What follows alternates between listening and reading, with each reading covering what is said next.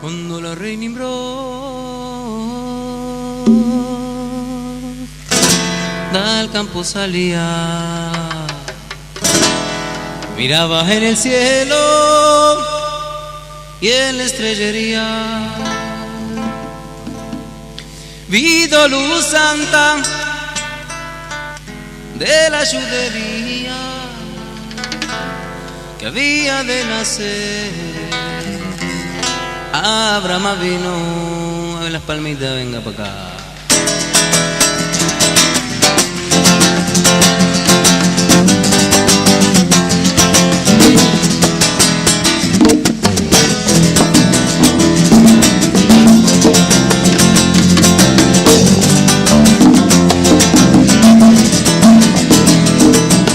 Cuando la reina Nimrod al campo salía, miraba en el cielo y en la estrellería, vido luz santa de la judería que había de nacer. Abraham vino, a ver, Abraham vino, Padre querido, Padre bendito, luz de Israel. Abraham vino, Padre querido, Padre bendito. Qui sont entrés dans le Pardes, c'est-à-dire ils ont dit un Shem, un nom d'Akadosh Baruch Hu, et ils sont rentrés dans des mondes supérieurs pour aller voir là-bas qu'est-ce qui se passe dans les mondes supérieurs, voir un petit peu plus profondément les choses. Alors Rabbi Akiva, lui il est rentré Beshalom et Yatsa Beshalom, lui il est rentré Beshalom, il est sorti Beshalom. Ben Azai Tzitz Venivga. Ben Azai, lui, il est rentré et il a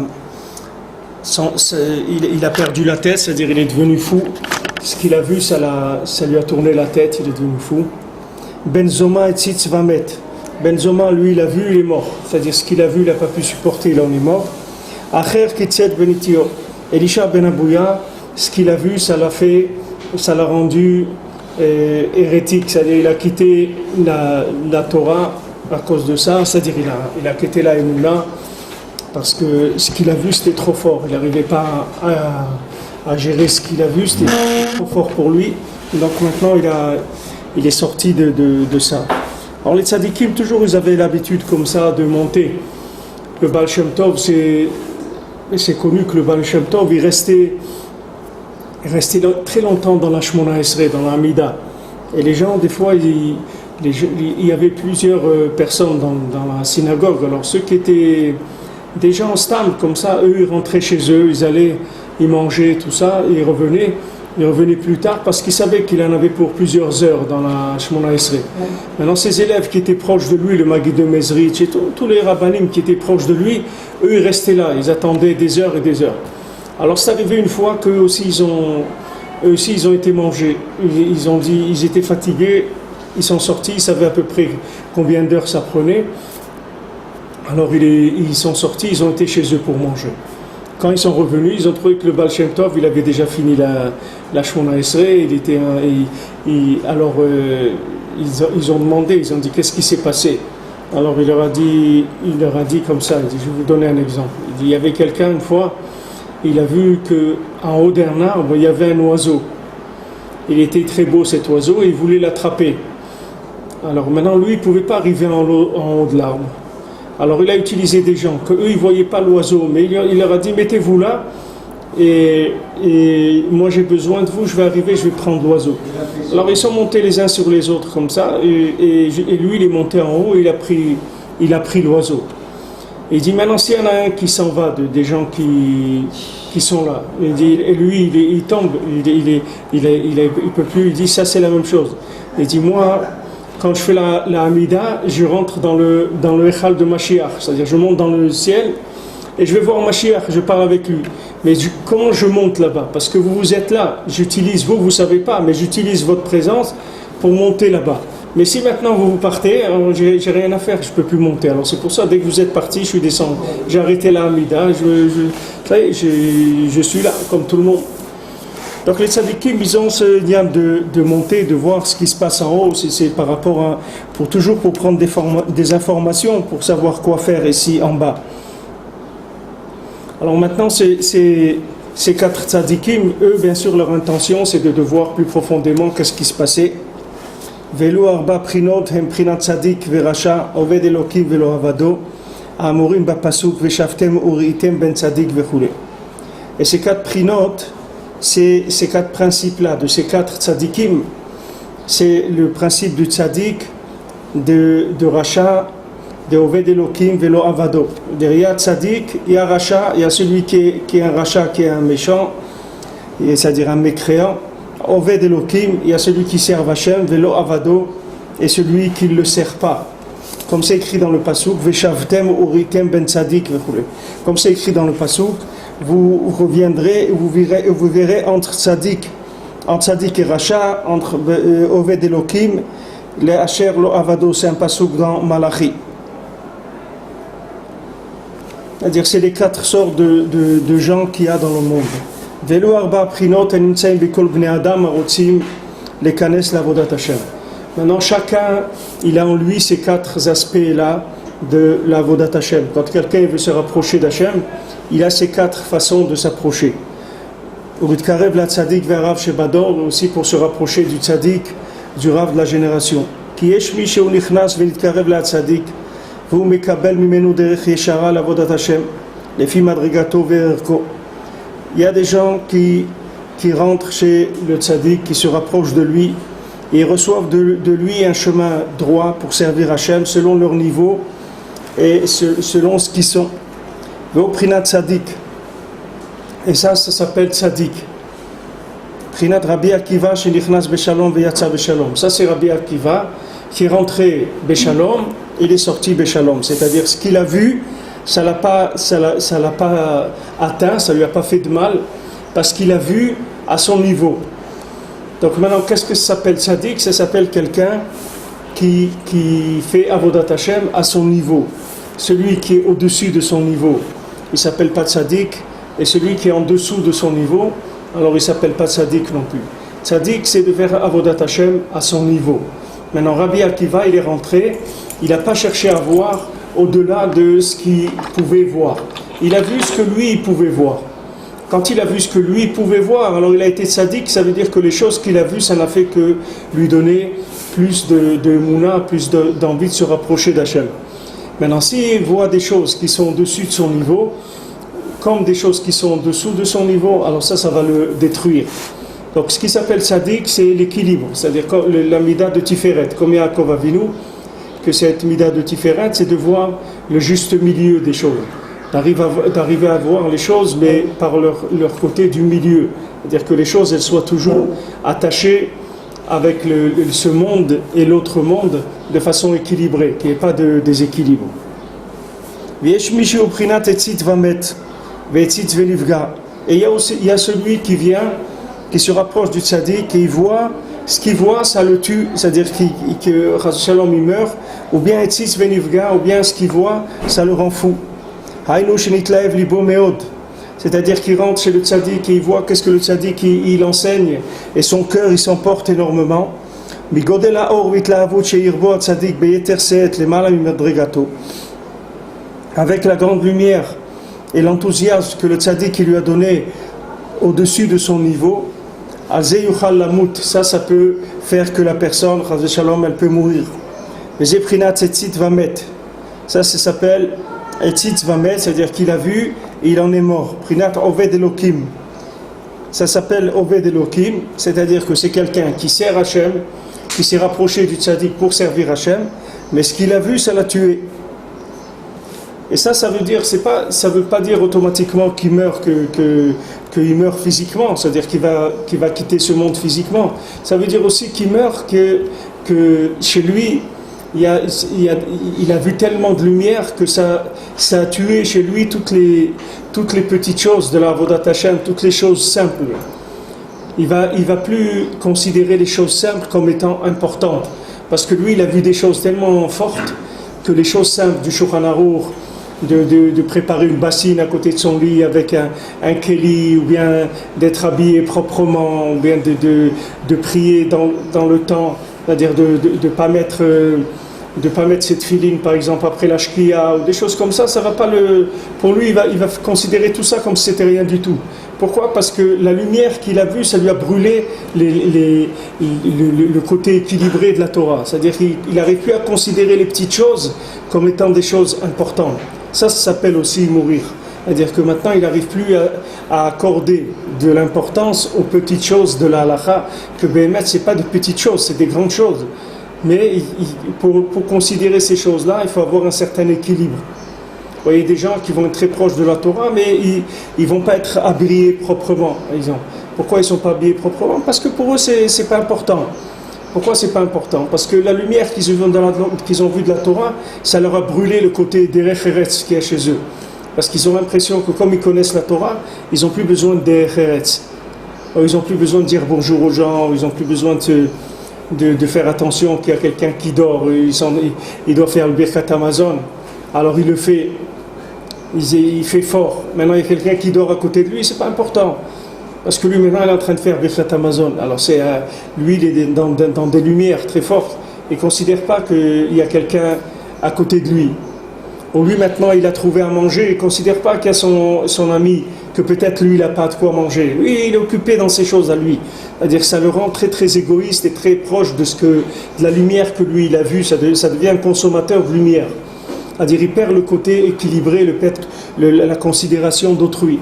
Et ça a beaucoup de conséquences dans la vie de chacun, notamment dans... Pardon? Etzitz Vemet. C'est Etzitz Vemet. Etzitz Vemet, ça veut dire qu'il y a des choses qui meurent chez lui.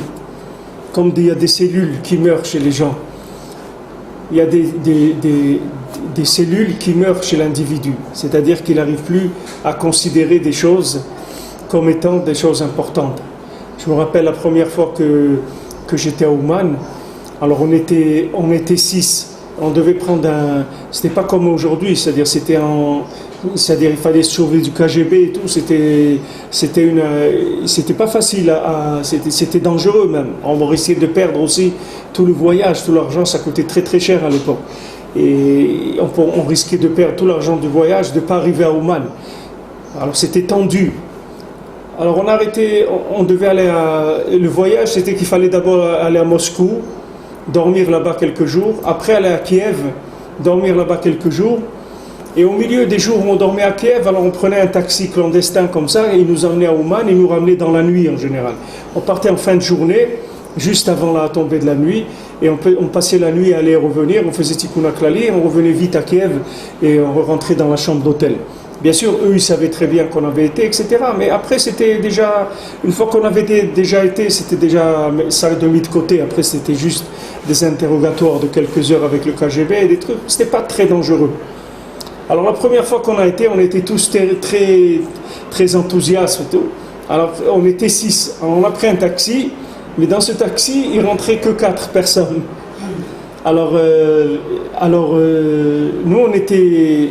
Bon, j'étais avec quelqu'un, on était dehors comme ça, et les 4 ils sont rentrés, ils allaient partir quoi, ils allaient partir. Alors on s'est regardé avec mon ami comme ça qui était là-bas. On était tous des amis, mais à ce moment-là, on a vu que ça y est, les gens ils partaient à Ouman. Mais attends, on était un groupe de 6 personnes, oui. C'est-à-dire, tu sais très bien qu'est-ce que ça veut dire d'aller au Ouman dans des conditions comme ça. Il y a 2 personnes qui sont là, tu vas les laisser sur le bord de la route, peut-être ils vont aller, peut-être ils vont pas aller, ça ne te dérange pas, c'est-à-dire tu n'essayes pas de trouver une solution. Non, les gens ils étaient... Pourquoi? Parce que c'est des moments où les gens ils ressentent tellement de lumière que ça tue chez eux des valeurs qui sont des valeurs qui sont très très importantes, qui sont des valeurs qui sont... C'est-à-dire que si quelqu'un il a ces valeurs-là et il les tient, ça s'appelle Tikkun Habrit. C'est-à-dire que la personne, elle reste liée avec des principes qui sont des principes de base. Et il va pas laisser ces choses-là parce que, pour prétexte que maintenant, il y a une réparation, il y a un Tikkun qui va être très très grand. Parce que Tikkun, il passe aussi avec le Derech Eretz. Bon, il a fallu qu'on fasse tout un... En fin de compte, on est monté à 6 dans la voiture qui était prévue que 4, mais c'est resté un goût qui était c'était un petit peu désagréable. Ça veut dire que maintenant, on se rend compte de la limite de chacun, on se rend compte que même si on est amis dans certaines choses, mais quand on va arriver dans des situations qui sont un petit peu spéciales, alors on va se retrouver seul, parce que les gens, ils vont pas, à ce moment-là, ils vont pas suivre. Ils vont pas suivre de considérer tout le monde et de faire en sorte que tout le monde soit là. Il raconte Rav Levi Yitzhak, son beau-père Avaron Kiblitcher, il était malade. Il avait la maladie de Shem-Mishmor, du typhus. C'était l'épidémie à l'époque. Et il était très gonflé comme ça. Les gens, ils étaient gonflés. Et alors il a dit à Rav Levi Yitzhak, il a dit tu m'emmènes à Oshana tu m'emmènes à Ouman pour Oshana. Eux, ils habitaient dans la ville de Kiblitch et ils devaient voyager à Ouman pour Oshana, prendre un carrosse et voyager. Alors, Rav Levi Yitzhak, il dit comment je vais faire pour t'emmener, regarde comment tu es malade, etc. Alors il a dit n'oublie pas ce que j'ai fait pour toi. N'oublie jamais ce que j'ai fait pour toi. Alors il dit qu'est-ce qu'il a fait pour lui? Alors il dit que l'année d'avant, il y avait une pauvreté, une famine terrible. Et son beau-père, il a ramassé pendant toute l'année, il a ramassé centime par centime de l'argent pour payer le voyage à ses gendres, aux gens de sa famille. Il dit, souviens-toi, quand je t'ai emmené, que tu n'avais pas d'argent, j'ai ramassé de l'argent pour toi toute l'année pour t'emmener à Ouman, à Rosh Hashanah. Alors maintenant, ne me laisse pas. Bon, Bémet, après, il n'a pas pu aller parce qu'il est mort, Bémet, quelques jours après, mais en tout cas, il lui a dit, ne me dis pas que tu ne peux pas m'emmener, parce que n'oublie pas ce que j'ai fait pour toi. Ça, ce sont des valeurs qui sont des valeurs que quand une personne garde ces valeurs-là, ça s'appelle Tikkun Abrit. Quand quelqu'un, il respecte sa femme, il respecte ses enfants, maintenant il doit courir, il doit aller faire une mitzvah, il y a quelque chose, etc. Maintenant sa femme lui dit, attends, j'ai besoin de ça, il n'y a pas du lait pour le petit, ou il n'y a pas ci, ou il n'y a pas ça. Maintenant il sait qu'il va aller acheter ça, il va perdre son rendez-vous qu'il avait pour aller quelque part, etc. Mais il le fait quand même, pourquoi? Parce qu'il y a une yann de Tikkun Abrit, ça s'appelle Tikkun Abrit. C'est-à-dire de faire avancer toutes les choses en même temps. Il y a une fois un rave qui était contre les chassidim. Alors une fois ce rave-là, il parlait avec un autre rave. Il dit, mais chez les rebbeis, il dit chez les rabbaïm, comme ça, les rebbeis, les grands rabbanim de la chassidoute, on voit qu'ils ont de la richesse, ils ont des beaux habits et tout. Alors il dit c'est quand même de l'orgueil, c'est cette façon dont il se comporte avec des habits en or dans la semaine et des choses comme ça et tout. Alors il dit c'est pas des midotes qui sont, c'est pas tellement des bonnes midotes de se considérer comme ça. Alors le rebbe lui a répondu, lui a dit, pour arriver à cette mauvaise mida là, il faut avoir arrangé toutes les midotes. Il dit, le jour où tu arrangeras toutes ces midotes, tu pourras avoir accès à cette chose-là. Il dit, pour rentrer dans cette chose-là, il faut avoir arrangé toutes les midotes. Maintenant, c'est quelqu'un, il veut faire Avodat Hashem. Alors, il y a des raccourcis. Quelqu'un, il est pressé. Alors, le feu est rouge, il passe quand même. C'est le feu rouge. Et on ne peut pas passer feu rouge, c'est dangereux. Ni si on est piéton, ou si on est une voiture, n'importe quoi, c'est dangereux. Ça veut dire que ce n'est pas parce que tu es pressé que ça t'autorise à lâcher certaines choses qui sont des règles de fonctionnement qui sont dans le monde. Maintenant, il y a des règles de fonctionnement dans le judaïsme, il y a des règles familiales, il y a des règles humaines, il y a des règles de propreté, il y a des règles il y a beaucoup de règles qui sont des règles de fonctionnement de tous les jours. Mais ces règles-là, si quelqu'un il les perd, parce que sous le prétexte qu'il a fait tchouva, ça veut dire que la lumière qu'il a vue de la Torah, elle a tué quelque part. Ça veut dire quoi? Qu'elle a tué des valeurs chez lui. Que ces valeurs-là, elles n'existent plus. Avant, il s'asseyait pour manger bien, etc. Maintenant, il voit du manger, il prend avec les mains dans les trucs et tout, parce que tout le monde fait comme ça. Non, il n'est pas obligé de faire comme tout le monde. Il n'est pas obligé de manger non plus, il peut attendre. Et s'il reste rien, c'est pas grave, il restera rien. Mais lui, il va pas enlever ses principes. Il y a des principes qu'un juif il mange à table, un juif il fait comme ça. Tous ces principes-là, c'est Tikkun Abrit. Ça s'appelle Tikkun Abrit. Que Hachem il a fait que 2000 ans, le monde il a existé 2000 ans avant qu'il y ait Matan Torah. Parce que avant qu'il y ait la Torah, il fallait que les gens d'abord, ils apprennent à se débrouiller dans le monde sans la Torah. D'abord, ils se sont organisés dans le monde sans la Torah, à se respecter, à ne pas s'entretuer, à ne pas s'insulter, à ne pas se voler, à ne pas se frapper, etc. Une fois que maintenant les gens, ils ont appris à vivre comme ça, à ce moment-là, après Akadosh Baruch Hu, il a donné la Torah. Mais Akadosh Baruch Hu, il aurait donné la Torah. À quoi? Il va donner la Torah à des sauvages. À qui il va donner la Torah? La plupart des gens qui font tchouva, on est obligé de leur apprendre qu'est-ce que c'est un Ben Adam. Toute leur vie, ils ne peuvent même pas avoir accès à la Torah, parce que le fait qu'ils ont vécu comme des voyous toute leur vie, ça fait que maintenant, quand ils font tchouva, il faut d'abord leur apprendre qu'est-ce que c'est une femme, qu'est-ce que c'est des enfants, comment on s'habille, comment on considère l'argent, comment on considère son prochain. Et ça leur prend une partie de leur vie qu'on est obligé de leur faire une formation humaine seulement. Et la Torah, c'est après, parce qu'ils ne peuvent pas rentrer dans la Torah. Dans cet état-là, ils ne peuvent pas rentrer dans la Torah.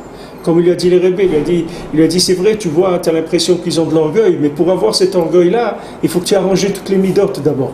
C'est-à-dire quelqu'un, il croit qu'il va faire tchouva, ça y est, il rentre et tout est ouvert, c'est super, etc. Mais quand on voit quelqu'un qui ne considère pas son prochain, qu'il y a des moments... Vous voyez, quelqu'un, il va se faire du souci, il va se dire, est-ce que l'autre, il a de quoi manger, est-ce que l'autre, il a de quoi s'habiller, est-ce que l'autre... Mais il y en a un, non, il voit du manger, il a trouvé du manger, au Rachel, il mange. Et l'autre, peut-être qu'il n'a pas de quoi manger, ton copain. Non, ça n'existe même pas dans sa tête. Pourquoi? Parce qu'il est brûlé.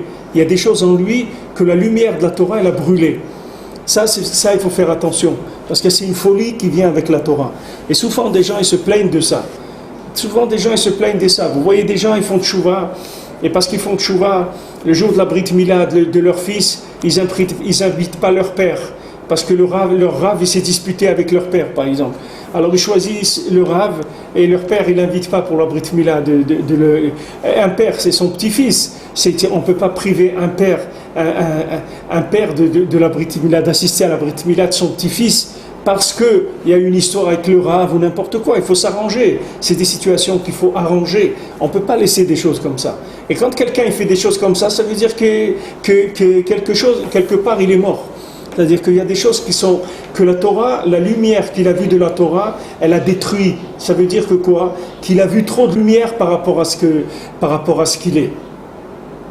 Par rapport à ce qu'il est, il a trop... Vous voyez, il y a quelqu'un, il est venu à Ouman, là, le Shabbat...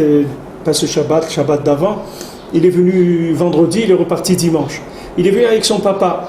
Un monsieur, il a amené son papa il a 80 et quelques années, et son fils, il doit avoir la quarantaine, il l'a amené à Ouman pour Shabbat. Donc il est venu, mais vous voyez ce fils-là, comment il s'est occupé de son père. Vous voyez que le fils, pour lui, le Ouman, ça n'existait pas. C'est-à-dire que lui, il n'a rien fait que son père ne pouvait pas faire. D'abord, il a vu qu'est-ce que son père il peut faire, dans quel endroit il peut dormir, dans quel endroit il peut manger, quel mikvé il peut aller, quel minyan il peut prier, etc. Une fois qu'il a vu qu'est-ce que son père il peut faire, alors il a fait avec son père tout. Mais vous voyez qu'il ne s'est pas permis de se faire il a fait un Ouman d'un homme de 80 ans. Il n'a pas fait un Ouman de 40 ans. Lui, il a 40 ans, il peut se faire une nuit de Shabbat au Tzion avec des trucs, etc. Il n'a pas fait. Pourquoi? Parce que maintenant, il a amené son père. C'est ça ce qu'il est en train de faire. Donc, il est dans l'ombre de son père. Maintenant, s'il veut venir, lui, et se faire un Ouman à sa façon, il n'a qu'à revenir une autre fois, c'est pas un problème. Mais là, il était axé sur ça. Et bien, c'était impressionnant de voir un homme comme ça, tel respect de son père. Il était mamache au diapason avec son père, il le suivait. Vous voyez, il était au rythme de son père. Tout, le sidour quand il venait à la synagogue, là, à la place, tout. Vous voyez, il faisait que ça, c'est tout. Il n'a pas cherché à faire autre chose. Ça veut dire que quelqu'un, il a vu de la Torah à son niveau. Maintenant, si quelqu'un avec sa Torah, il est en train de brûler des gens, ça veut dire que la lumière de la Torah, elle a brûlé des valeurs chez lui. S'il les avait pas, alors il y a une rééducation à faire. Monsieur, je veux voir, c'est-à-dire que maintenant, quelqu'un est avancé dans un certain chemin, il s'est engagé, justement, maintenant, il va dans la synagogue de son père, et à côté de ça, il y a la synagogue de Hassidim. Donc qu'est-ce qu'il doit faire? Il doit prendre les petits-enfants, il va les emmener parce qu'il ne doit pas priver de son père, de ses petits-enfants. Il doit les prier dans la mina qu'il avait l'habitude d'apprendre de prier là-bas. Et il ne doit pas emmener ses enfants dans le chemin que lui a choisi. Il doit arranger les choses. Comment? D'accord. Mais c'est pas, si tu veux, c'est pas des nisyonotes de tous les jours. Si quelqu'un il vit chez son beau-père ou chez son père, alors ça c'est autre chose. Il doit se mettre au diapason. Si quelqu'un il est dépendant de ses parents ou il est dépendant de ses beaux-parents, c'est ça sa vie, c'est tout. Donc c'est eux le dominateur commun puisqu'il a besoin d'eux, il vit avec eux. Si maintenant il veut faire sa vie, sa Torah tout seul, il peut la faire tout seul. Si maintenant il a des rapports avec eux de besoin, alors il faut qu'il paye ce besoin-là par un respect. C'est tout, c'est pas compliqué. Ça peut pas marcher que dans un sens. Il faut que ça marche dans les deux sens. Si quelqu'un il vit avec l'aide de ses parents ou l'aide de ses beaux-parents, alors il doit aussi les considérer. Il ne peut pas prendre de chez eux et les considérer comme rien du tout. Il dit non, ça c'est ma Torah, ça vous regarde pas, moi je fais ma Torah. Moi je ne viens pas chez vous pour les fêtes, ou je ne vais pas à la synagogue où vous priez, etc. Ça va dans les deux sens.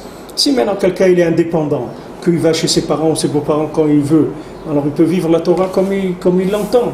Mais si quelqu'un il a un rapport de dépendance, il doit assumer ces choses-là. Il ne peut pas. Comme en Galout, on voyait avec Sleber Afraïki dans la Shalom, tu vois comment il disait bonjour aux Goïs, comment il s'arrêtait, comment il leur parlait, alors comment ça va. Et tout.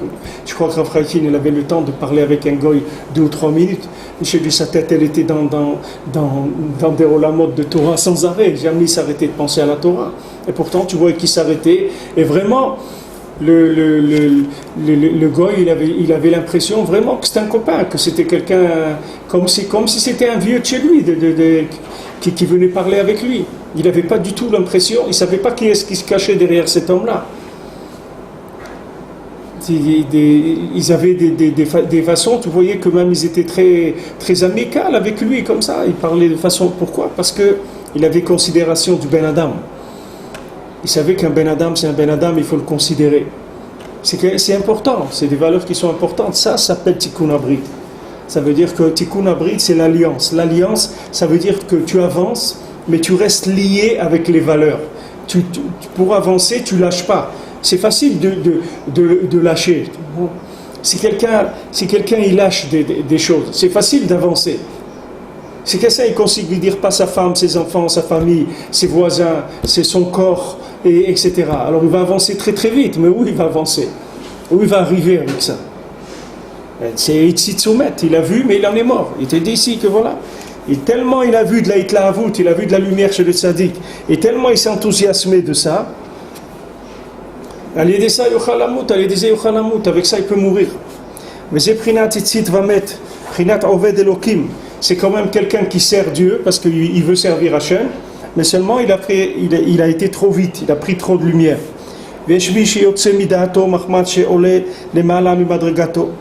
il y en a qui deviennent fous parce qu'ils montent au-dessus de leur niveau.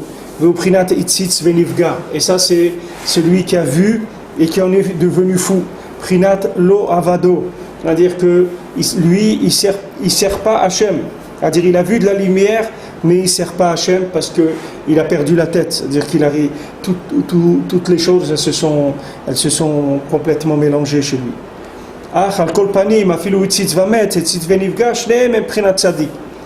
Alors il dit que même celui qui a vu et qui en est mort et celui qui a vu et qui est devenu fou, les deux c'est quand même des tzadikim. Même eux, ça s'appelle tzadikim yilchubam. Ça veut dire que même eux, quand ils sont rentrés dans la Torah, ils ont vu la lumière de la Torah. C'est pas autre chose. Et c'est ça les a détruits, mais c'est quand même, ils avaient une intention d'aller vers la Torah. C'est uniquement la mesure qui n'était pas réglée. C'est-à-dire il y avait la vitesse, la quantité qui n'était pas réglée. Mais seulement leur intention, elle était bonne. C'est-à-dire, ils voulaient avancer. Seulement, ils ne savaient pas qu'on ne peut pas rouler à 300 à l'heure ou il faut rouler plus doucement. Ça, ils ne savaient pas. Mais eux, ils voulaient s'approcher d'Hachem. Donc, ils sont considérés comme des tzadikim. Mais ils ne sont pas rentrés et ils ne sont pas sortis Béchalom comme Rabbi Akiva. Que lui, Rabbi Akiva, le fait que maintenant tous les éléments il les a pris à son niveau, il est arrivé à rentrer et à sortir Béchalom. Il est resté intègre, il ne s'est pas détruit avec ce qu'il a vu. Même qu'il est rentré, qu'il a vu Matat, il a vu le Sarah Torah, mais ça ne l'a pas détruit. Il a vu le Sarah Torah, il a dit bon, ça c'est le Sarah Torah. Il n'en a pas fait un monde. Il a dit bon, c'est hôte, c'est un signe. Betsava dilé dans toute l'armée qu'il a Hachem. Hachem, il a des millions d'anges. Cet ange-là, c'est un grand ange, mais ça reste un ange parmi les anges d'Hachem.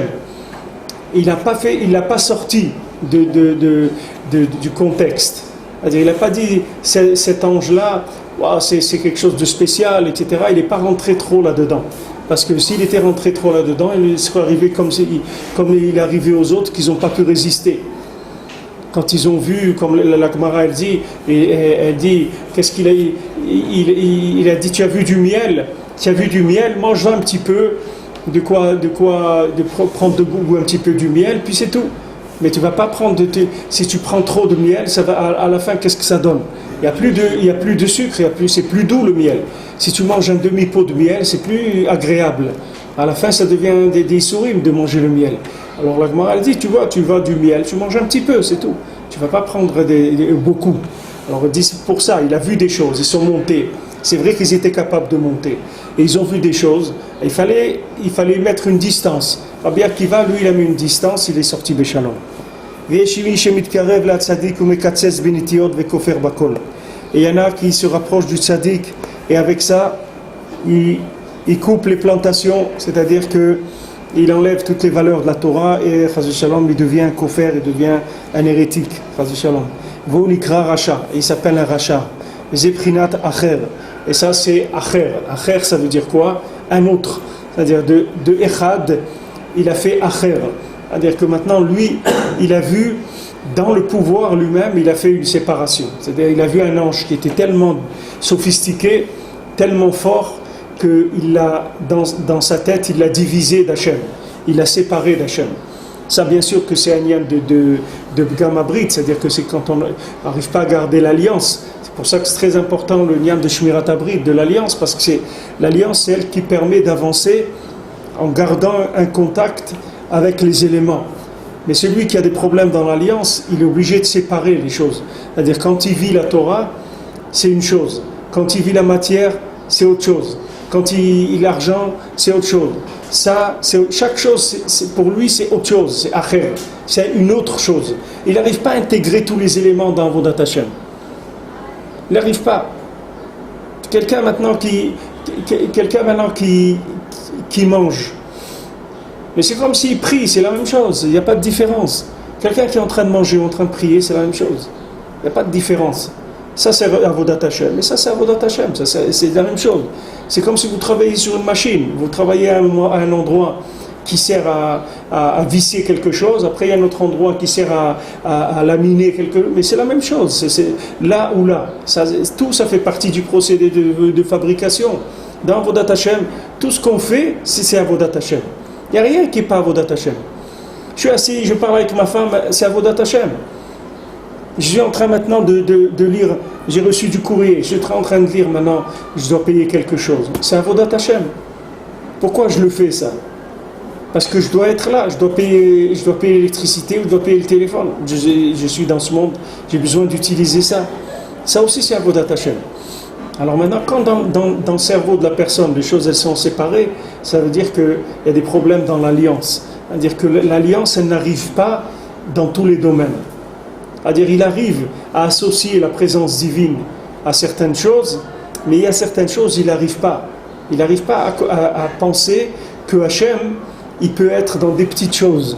Comme Rabbeinu l'a dit à Rabbi Nathan, il lui a dit, tu crois que quoi, de prier pour des lacets de chaussures, c'est pas un kavod pour toi, c'est-à-dire c'est pas un honneur pour toi de prier Dieu pour des lacets de chaussures, c'est-à-dire tu vas prier que pour des grandes choses, et les petites choses, tu pries pas. C'est-à-dire tu considères que si tu as acheté des lacets de chaussures, c'est pas Hachem qui te les a donnés, c'est pas Hachem qui t'a fait acheter les lacets de chaussures. Ça c'est quoi? C'est une zone indépendante. Il n'y a pas Hachem là-bas. C'est-à-dire ça c'est une lien de Tikkun Abrit, que dans chaque chose, il faut qu'il y ait la présence divine. Ça s'appelle echad. Et sinon, c'est acher. C'est-à-dire que il a ça, c'est une chose, et ça, c'est autre chose. Autre chose, c'est acher, une autre. Il n'y a pas une autre. Il y a Shema Israël, Hashem Elokeinu, Hashem echad. Hashem, il est echad. Hashem, il est partout. Maintenant, j'arrive pas, ou je sais pas comment on fait, ça, je vais arriver doucement. Mais il faut savoir que c'est comme ça que ça marche à Avodat Hashem. Il n'y a pas une possibilité de séparer dans sa vie des situations ou des individus ou une famille de la Avodat Hashem. J'ai une femme, j'ai des enfants, j'ai un travail, tout ça c'est Avodat Hashem. Il n'y a rien qui n'est pas Avodat Hashem. D'aller au travail, d'aller à la synagogue, c'est la même chose. Pourquoi je vais au travail ? Pour gagner ma vie, pourquoi faire ? Pour nourrir, pour tenir dans ce monde. Pourquoi ? Pour pouvoir étudier, prier, faire des mitzvot, c'est la même chose. Tout ça fait partie de la Avodat Hashem. Le Baal Shem Tov, il est venu amener ça dans le monde, apprendre aux gens qu'il n'y a pas de zones qui sont sombres. Il n'y a pas de zones dans lesquelles il n'y a pas Hashem. Avant, les gens ils disaient non, celui qui étudie pas la Torah toute la journée, celui qui travaille, non, c'est pas un mécréant, mais c'est un sous-homme, c'est un homme, il perd son temps. Le pauvre, il n'est pas dans. Et le Baal Shem Tov, il est venu, il a montré que c'est pas vrai. Il leur a montré à des gens qui étaient des grands érudits en Torah, qu'il avait des cordonniers, des gens qui travaillaient, et que quand le Baal Shem Tov il faisait les Tehillim avec eux et tout, il a montré aux grands rabbanim qu'ils étaient très très loin de pouvoir arriver au niveau de ces cordonniers-là, dans leur niveau de conception d'Hachem, que ces cordonniers ils étaient à un niveau très très élevé. Pourquoi ? Parce que c'est des gens, ils étaient attachés avec Hachem tout le temps. Tout ce qu'ils faisaient quand ils allaient percer une chaussure, ils demandaient à Hachem, voilà maintenant, je vais faire un trou dans une chaussure, c'est-à-dire que je vais faire une ouverture maintenant, que c'est comme une ouverture dans l'étude, dans la prière. Maintenant je vais coudre, c'est comme des yichudim, c'est comme si j'assemblais des éléments dans le monde pour Hachem. Chaque chose qu'ils faisaient, ils pensaient que Akadosh Baruch Hu, c'est tout. Alors qu'il y a des gens qui peuvent étudier, ils ont oublié qu'il y a Hachem. Parce que l'étude, c'est une chorma, c'est une science, ça peut se prendre comme une science. C'est-à-dire, c'est un moment j'ai oublié que tout ça c'est pour servir Hachem, alors je me trouve dans une situation qui est très délicate. Alors le Baal Shem Tov, il est venu enseigner ça, qu'il n'y a pas de acher, il n'y a que echad, c'est tout. Tout est echad. Je peux faire tout ce que je veux en étant avec Hachem. Je dois travailler, je dois manger, je dois dormir, je dois voyager, tout avec Hachem. Hachem, il est là, c'est tout Avodat Hachem. Et je recevrai un salaire sur toutes ces choses-là. À condition de les faire avec simplement. Bezeprinat acher, bezebevadai tina ita belibo, comme Shamuel tenuzal al acher. Alors ça dit tina ita belibo, c'est-à-dire dans son cœur, il avait quelque chose qui n'était pas clair. C'est-à-dire son engagement, il n'était pas sincère, 100%. Le fait que maintenant de son engagement, il n'était pas sincère, c'est-à-dire quelque part chez lui, il y avait un doute, il y avait quelque chose qui n'était pas engagé vraiment. Ça fait que dans les niveaux supérieurs, ça donnait une déflagration totale, que ça écartait la personne. Comme des fois, vous entendez comme ça, quelqu'un il était dans la Torah, très grand Torah et tout, d'un coup vous entendez qu'il a lâché tout, il est parti, il a fait des bêtises, n'importe quoi. Alors on dit, mais comment c'est possible ? C'était quelqu'un qui était grand dans la Torah et tout. Non, c'est que au départ, son engagement, il y avait un problème. C'est-à-dire son engagement, il n'était pas sincère. Alors maintenant, quand il est monté dans des niveaux, ce petit problème-là, il est devenu insupportable. Ce problème-là, il a fait basculer tout de l'autre côté. C'est ce qu'il avait à faire. C'est-à-dire, en lui, il avait quelque chose d'autre. C'est-à-dire, c'est vrai qu'il est venu, mais comme on dit, quelqu'un qui a des arrière-pensées, ou là, il a une idée derrière la tête. Des fois, vous vous asseyez, vous faites une réunion. Voilà, il y a des gens qui disent, bon, maintenant, on va se réunir pour... on va améliorer la vie dans le quartier, on va créer un jardin pour les enfants, etc. Alors tout le monde s'assoit et participe, etc. Maintenant, il peut y avoir une personne qu'elle a une idée derrière la tête. Parce que, par exemple, lui, il fabrique des balançoires ou n'importe quoi. Alors, lui, son intention, c'est de vendre les balançoires. C'est pour ça qu'il est assis là avec les gens. Alors que ces gens-là, ils sont assis béhémeth parce qu'ils voient les enfants qui s'ennuient, le Shabbat, etc. Et ils disent, c'est dommage que les enfants, ils traînent. Il faudrait leur créer un petit jardin où ils peuvent jouer, etc. Mais lui, comme c'est un marchand de balançoires, alors dans sa tête, il a quelque chose qui fonctionne pas avec tout le monde. Maintenant, dans l'Avodat Hashem, c'est pareil. Il y a des gens qui rentrent dans la Torah. ils étudient la Torah, etc. Mais ils ont une arrière-pensée, ils ont une idée derrière la tête. Il y a quelque chose qui n'est pas clair 100%. Alors cette idée qui n'est pas claire, quand ça va grandir, quand la personne elle va s'élever, ce point-là, il va faire exploser le tout. C'est-à-dire ça va devenir acher. C'est-à-dire sur cette chose-là, il va se construire des mondes, il va se construire sur cette chose-là. Qu'au départ, c'était une petite chose. Comme Rabbeinu il dit que le malach Gabriel qui descend et il plante un pieu dans la mer, dans l'océan de la sagesse, et il dit que sur ce pieu-là, après toutes les mauvaises midotes, elles viennent sur ce pieu-là qui a été planté dans la sagesse. C'est-à-dire que la sagesse, normalement, c'est quelque chose de pur, c'est quelque chose qui doit permettre à l'homme de trouver qui est Hachem dans le monde.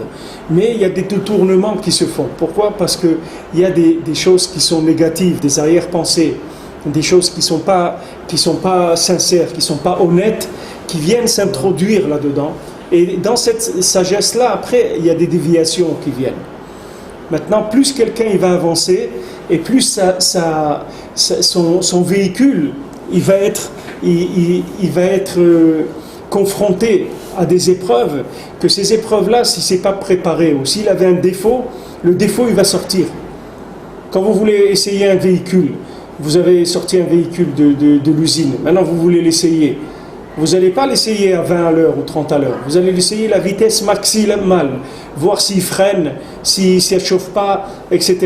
Parce que c'est à cette vitesse-là que vous allez voir si tout est parfait. Même si vous n'allez jamais rouler à cette vitesse. Mais c'est à cette vitesse-là que vous allez tester la capacité du véhicule. L'homme, s'il a des choses en lui qui ne sont pas claires, il faut les éclaircir avant d'avancer. Parce que s'il avance avec ces problèmes-là, ces problèmes à un moment, ils font basculer tout. C'est ce qui s'est passé avec Acher. Acher, Elisha ben Abouya, s'il n'était pas monté dans les secrets de la Torah, il n'aurait pas eu de problème, il serait resté comme il était. C'était un tzaddik, c'était un grand Talmid Chacham, puisque maintenant Rabbi Meir, il lui demandait les halachot. Même après qu'il est devenu comme ça, Rabbi Meir, il allait parler avec lui.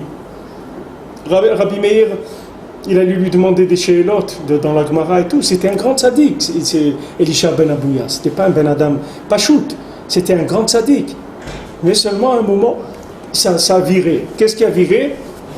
Le fait qu'en lui, il y avait quelque chose qui n'était pas arrangé. Cette chose, c'est ça qu'il dit Tina et Tabelibo. Dans son cœur, il avait quelque chose qui n'était pas sincère, quelque chose qui n'était pas engagé. Il y avait une idée derrière la tête. Cette idée-là, après, quand ça avançait, ça a créé des problèmes. Vous avez deux associés, ils commencent à faire un business. Ils sont contents, Mazal Tov, ils ont signé le bail du magasin, ils ont acheté la marchandise, etc. Tout baigne, ça roule, c'est nifla, etc. Ils travaillent, ils ne font pas attention combien d'heures chacun travaille. Allez, tout le monde s'y met, le quart c'est que ça marche. Et quand ça marche, vous voyez quelques années après, il y a un problème. Un problème, ça, pitom, ça. Un problème comme ça, un problème comme l'autre. D'où ça vient ? Ça vient qu'au départ, ils n'avaient pas le même engagement tous les deux. Ce n'était pas clair. Ils n'étaient pas aussi clairs tous les deux. Parce que s'ils avaient été clairs tous les deux, ils ne seraient pas arrivés à ça. Ils seraient maintenus dans le niveau qu'ils avaient depuis le départ. Mais comme au départ, il y en avait un qui était plus engagé que l'autre, qui était plus sincère que l'autre, petit à petit, avec la réussite, ça a dévié. À un moment, il s'est senti plus patron que l'autre, ou que la réussite, elle était plus grâce à lui, ou n'importe quoi. Et après, ça fait des problèmes. Parce qu'au départ, c'est pas le même engagement. Maintenant, dans la Torah, c'est le même principe, c'est exactement pareil. Quand quelqu'un il s'engage, il faut qu'il voit que son engagement, il est sincère, qu'il ne cherche pas à exploiter quoi que ce soit, à gagner quoi que ce soit. Enfin, lui, il veut se rapprocher d'Hachem, c'est tout. Le reste, ça ne l'intéresse pas. Maintenant, s'il fait ça, il est protégé, qu'il ne va pas basculer. Sinon, sur ce point-là, qui n'est pas engagé, il va y avoir un levier qui va faire basculer tout le reste. Ça, c'est Acher, Elisha ben Abouya. J'insiste sur ces choses-là parce que c'est des choses qui sont très actuelles et que chacun, malheureusement, il passe des choses dans sa vie à cause de ça, des choses comme ça qui ne se sont pas rangées. כמו שאמרו רבותינו זכרם לברכה על אחר, ועל כן בהכרח שימצא בהצדיק את שלו, שימצא דבר שיקצת ונטיות על ידו. Donc maintenant, qu'est-ce qui va arriver à la fin? Il va arriver à trouver chez le tzaddik même, il va trouver quelque chose qui n'est pas bien. Et de cette chose-là qui n'est pas bien, il va sortir. Il va utiliser ça pour sortir. Il va dire, ah non, non, mais Rabbi Nachman il a dit ça, ou ça, moi ça ne me convient pas, moi je veux faire comme ci, ou je veux faire comme ça.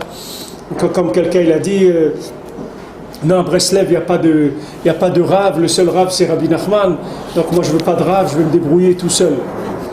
C'est-à-dire que maintenant, lui, il a tout balayé, et il a dit non, il n'y a pas besoin de rave, parce que Rabbi Nachman il a dit c'est moi le rave, il n'y a pas besoin de rave.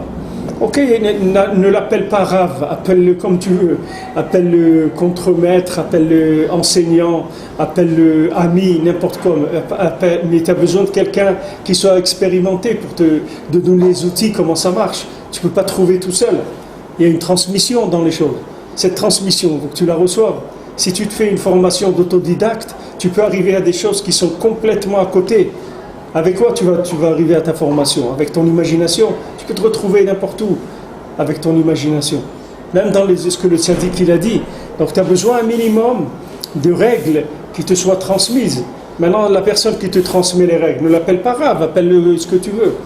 Ami, grand frère, ce que tu veux. C'est pas la peine de l'appeler rave. Mais de là à dire que quelqu'un il peut se rapprocher de Rabbi Nachman tout seul, il a besoin de personne, il prend les livres et il va étudier, il va se rapprocher de Rabbi Nachman, c'est faux complètement. Jamais il s'approchera de Rabbi Nachman. Il ne pourra jamais s'approcher de lui. Parce qu'il y a une transmission. Cette transmission, tu ne peux pas l'inventer. Tu ne peux pas la trouver dans les livres. Parce que dans les livres, on n'a pas classé les choses. L'expérience, tu ne peux pas l'enlever. Les travaux pratiques, c'est quelque chose que tu ne peux pas inventer. On ne peut pas t'écrire des travaux pratiques. On ne peut pas les écrire. Tout le lien, pourquoi on fait des travaux pratiques, c'est parce qu'on ne peut pas les écrire. Si on pouvait les écrire, on ne les ferait pas. Dans les écoles, vous avez des laboratoires avec des trucs qui coûtent des millions aux écoles pour que les élèves ils puissent faire les TP, les travaux pratiques. Si maintenant on n'avait pas besoin de ça, on ne l'aurait pas fait. Si on pouvait s'en passer en écrivant. Mais il y a un chimouche. Il y a une chimouche et l'expérience. Cette expérience-là, il faut l'acquérir. Alors ça, c'est des choses qu'il faut faire attention. Sinon, la personne elle-même, elle trouve chez le tzaddik, elle voit une parole, et elle s'accroche sur cette parole-là d'après ce qu'elle pense. Mais elle ne sait pas que c'est le problème qu'il a dans le cœur. C'est ça qui lui fait choisir cette chose-là. Il y a Rabbi lui raconte dans ses Purim Massiot de l'infirme, il dit que quand il y avait un zaken là-bas, un vieux chacham, qui avait quitté le monde, qui avait été dans le désert avec sa famille parce qu'il a vu que dans les villes il y avait trop d'hérésie, les gens ils étaient trop hérétiques, donc il est parti avec sa famille dans le désert. Et l'endroit où il s'est installé, c'était l'endroit qui était à côté des démons, à côté des Shindalet. Il s'est installé. Alors le roi des Shindalet, il est venu lui rendre visite et avec quelqu'un et lui a dit qu'est-ce que tu viens faire ici, c'est chez nous ici, etc. Lui il a dit oui, c'est pas chez toi, le désert il a tout le monde, je peux m'installer, j'ai pas. Alors il y a eu un peu de tension, il s'est un peu affronté. Alors le roi des Shindalet, il a vu que ce rave-là, c'est un grand tzaddik, qu'il n'avait pas intérêt à se mettre en conflit avec lui parce qu'il allait perdre. Alors il est venu, il lui a dit, puisque tu es un homme saint comme ça et d'un tel niveau, alors je vais moi t'aider, je vais te donner le livre où il y a écrit toutes les familles de tous les démons qui existent. Comme ça tu sauras te protéger de tous les démons. Et d'un autre côté, toi tu vas me donner aussi les portraits de tous les gens de ta famille, de manière à ce que je les mette chez nous, qu'aucun démon qui vienne embêter qui que ce soit dans ta famille. Et dès qu'il y a un nouveau-né, tu me transmets le portrait. Ils ont fait un accord comme ça, que maintenant le Rav, il lui donnait les portraits, et l'autre il allait lui donner les livres. Alors maintenant, le Rav il est niftar, quelques années après, et il a donné ce livre-là, il a donné à son fils. Et il a dit à son fils, regarde, tu vois, moi, toute ma vie, j'aurais pu utiliser ce livre pour faire des choses avec. Maintenant, je n'ai jamais utilisé. Parce que j'étais toujours dans la émouna, dans Hachem, dans la simplicité et tout. Je n'ai pas cherché ces choses-là. Alors, je te demande à toi aussi de faire attention. Alors, le fils, il a fait attention. Et le petit-fils, il a reçu aussi. Mais quand le petit-fils, il a reçu, il a eu un moment, une épreuve. Il a eu besoin d'argent pour marier ses filles, etc. Il a dit, peut-être, je peux utiliser ce livre. Avec ça, je vais faire des choses pour avoir de l'argent. Alors, il ne savait pas exactement s'il devait l'utiliser ou pas. Lui, il ne savait pas que dans son cœur, c'était des démons qui lui parlaient pour qu'il utilise le livre. Parce que du moment où il allait utiliser le livre, après eux, ils allaient pouvoir faire des choses avec lui. Alors, il ne savait pas quoi faire. Il a été sur la tombe de son grand-père.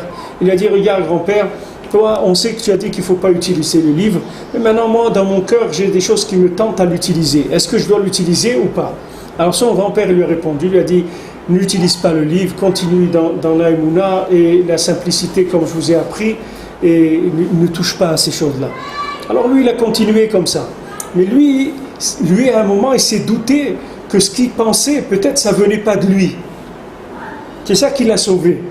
Mais si quelqu'un, il pense que ce qu'il pense c'est vrai, mais ça y est, il est terminé, parce qu'il peut lui arriver n'importe quoi dans sa vie. S'il pense que tout ce qu'il pense c'est vrai, ça y est, il peut se perdre. Alors il y a des gens qui rentrent chez le tzaddik, et ils croient qu'ils comprennent. Il dit, ah mais c'est écrit comme ça dans le côté moral, c'est écrit ça là-bas, Rabbeinu l'a dit comme ça, il a dit comme ci, il a fait comme ça. Il a dit, il ne faut pas aller chez le docteur, il a dit, il ne faut pas faire comme ça, il a fait pas... Mais Rabbeinu l'a dit beaucoup de choses, mais il faut que tu saches comment ça se vit ces choses-là. Il y a un vécu de la chose. Il y a l'écrit et il y a le vécu. Le vécu de la chose, il faut que tu fréquentes des gens qui sont dedans depuis des siècles, depuis le début, qui ont reçu. Ces gens-là, ils vont te dire comment ça marche. Sinon, des gens, ils font des bêtises, ils utilisent des choses qui s'y viennent. Ils vont te dire, c'est écrit dans le livre. C'est vrai que c'est écrit dans le livre, mais il faut savoir ce qui est écrit, comment ça marche.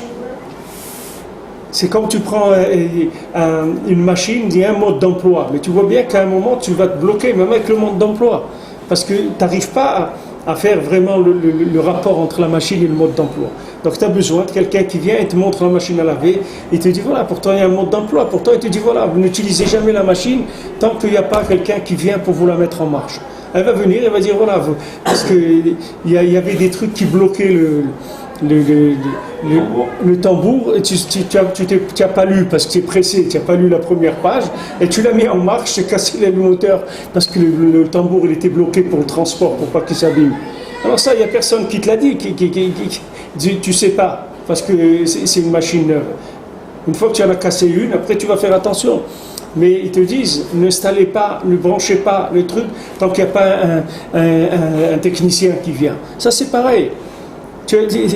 Si pour une machine à laver, ils te disent de ne pas la toucher tant qu'il n'y a pas un technicien, tous les mondes, tous les univers, ils tiennent sur ça. Tu crois que tu vas l'utiliser comme ça? Ah, Rabbi Nachman, il a dit comme ça, alors il ne faut pas prendre des médicaments. Ah, il a dit il ne faut pas faire ça. Ah, il a dit il ne faut pas aller chez le docteur. Ah, il ne faut pas faire comme ci. Ah, il ne faut pas apprendre chez des gens ils ont appris de comme ça. Ah, il faut pas, et le gars, il se forme un truc, après il explose. Et il se demande pourquoi. Après il dit c'est bizarre, ça a explosé. C'est pas écrit dans le livre qu'après ça allait exploser. Il y a un moment, il y a quelque chose qui n'était pas tout à fait en place. C'est pour ça que c'est important le chimouche. Sinon, quelqu'un il rentre chez le tzaddik, il peut prendre chez le tzaddik des choses qui vont le détruire à lui, parce que lui, il vient avec des problèmes qu'il a à l'intérieur. Et ces problèmes, ils vont lui faire voir des choses, que ces choses-là, elles ne sont pas chez le tzaddik. Elles n'y sont pas. Comme Rabbi Nachman dit, tous les gens qui sont contre moi, qui ont parlé contre moi, il dit sur la personne de qui il parle, moi aussi je suis contre cette personne-là. Mais il dit, c'est pas moi. Ils sont en train de parler de quelqu'un, mais c'est pas moi. Ils parlent de quelqu'un qui n'est pas moi. Ça c'est pareil. Quelqu'un, il vient, le Baal Shem Tov, il écrivait jamais. Il n'avait pas le droit d'écrire, le Baal Shem Tov. Il a le droit de faire des miracles, mais pas le droit d'écrire. Alors une fois, un élève à lui, il écrivait pendant des années, il écrivait tout ce qu'il disait le Baal Shem Tov. Alors une fois, il a mis le livre au Baal Shem Tov, lui a dit de lire ce qu'il a écrit. Les cours du Baal Shem Tov, il est copié. Alors Baal Shem Tov, il a lu, il a dit c'est bien, mais il y a pas, dans ce livre-là, j'ai pas dit un mot de ce qui est écrit ici. C'est pas moi qui dis ça. Parce que lui, il a interprété avec sa tête à lui. Donc quand on jouait, quand on était petit, on faisait ça, on appelait ça le téléphone arabe. Alors on disait une phrase à quelqu'un, on se mettait en cercle, on était 10 ou 20 ou 30, et on disait une phrase. Elle était claire, c'est pas du charabia, on disait une phrase. Et après vous voyez qu'est-ce qui arrive au bout, ça n'a rien à voir, il ne reste même pas un mot de ce que vous avez dit. Il dit mais comment ? Chacun il entend ce qu'il veut. Donc comment vous voulez arriver d'un monde qui est d'une autre planète, sortez d'une autre planète, et vous voulez arriver dans la Torah et comprendre de quoi on parle? C'est impossible. C'est impossible, c'est sûr que vous allez vous tromper. Il n'y a pas de shéla, vous allez vous tromper. Vous avez besoin de gens, d'éducateurs, de formateurs, sinon on ne peut pas. On a besoin d'aller, d'apprendre chez des gens l'expérience, sinon on ne peut pas. Sinon c'est notre expérience à nous. Nous, d'où elle vient notre expérience? Elle vient de mondes qui n'ont rien à voir avec la vérité, rien à voir avec la Torah. Alors il dit ici,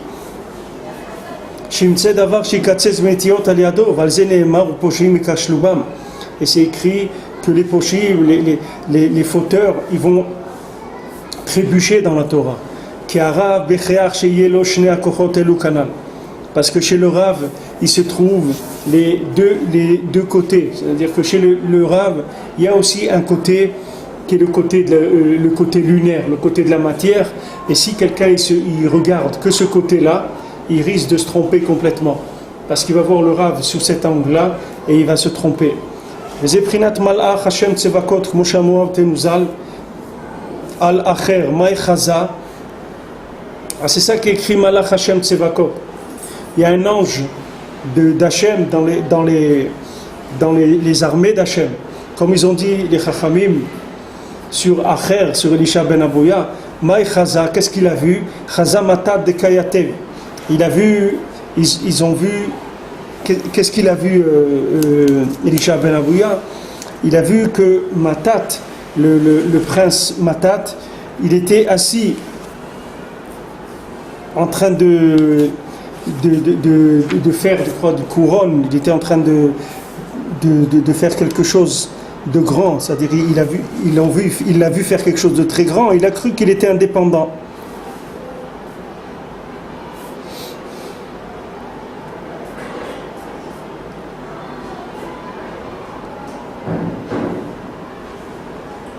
Oui, il a vu Matat qui était en train de faire des choses qui étaient très élevées, et il a cru que ce prince-là, cet ange-là, il était indépendant. Et lui, Rabbi Akiva, il a vu ça, il a dit non, c'est quelque chose qu'il fait pour Hachem, c'est pas lui. C'est Hachem qui fait ça, à travers lui, c'est pas lui qui fait. Mais lui, quand il a vu ça, il a cru qu'il était indépendant. Tout ça, c'est toujours le problème de Tikkun Abrit, c'est-à-dire que quand il n'y a pas d'alliance, qu'on voit quelque chose de très gros, alors on ne peut pas. Regardez par exemple quand des rapports entre des individus. Si vous avez une confiance totale dans quelqu'un, même si on vous raconte sur lui quelque chose, vous ne pouvez pas interpréter mal. Parce que vous avez une confiance en lui. C'est-à-dire vous êtes attaché à lui. Plus maintenant l'attachement il est fort, plus vous pouvez résister à des épreuves imaginaires sur le comportement de la personne. Par exemple, quelqu'un vous dit « Oui, moi je l'ai vu, tu sais celui-là, je l'ai vu, tu n'étais pas là une fois, il a ouvert le coffre de ta voiture, il t'a pris quelque chose là-bas, je l'ai vu, il a pris quelque chose. » Alors il dit « Mais c'est pas vrai. » Mais je te dis « Je l'ai vu. » Il dit « C'est pas vrai. » C'est pas vrai parce que moi, si je connais, c'est un ami à moi, il peut pas me faire une chose comme ça.